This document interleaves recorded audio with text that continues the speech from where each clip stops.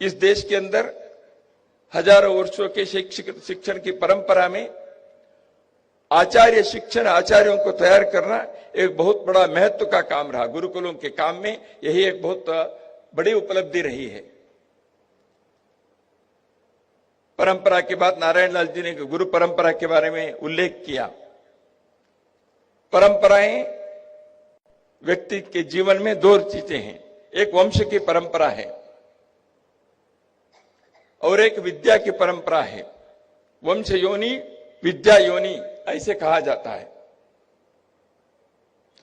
मैं किसके बेटा हूं, वो किसके हैं, मेरे दादा कौन है, परदादा कौन है, ऐसे कहकर मेरे जो खानदान है, वंश है, उसके बारे में लोग गर्व महसूस करते हैं।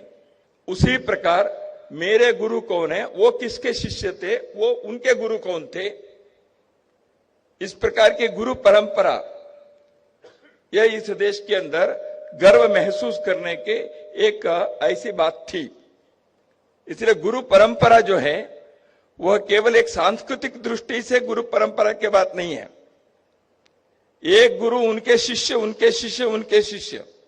इस कारण से विद्या की जो परंपरा चलती है, ज्ञान की जो परंपरा चलती है, वह केवल पुस्तक के, ग्रंथ के ज्ञान नहीं है, बुकिश नॉलेज के नहीं है, एक आचरण के, व्यवहार के, चारित्र निर्माण के, तद्वारा राष्ट्र निर्माण की एक परंपरा है।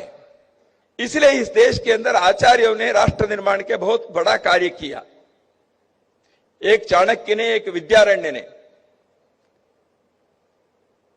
जिस प्रकार उन्होंने राज्य निर्माण के लिए वो सिंहासन पर, पीठ पर या दरबार में बैठने की इच्छा एक दिन भी नहीं रखे,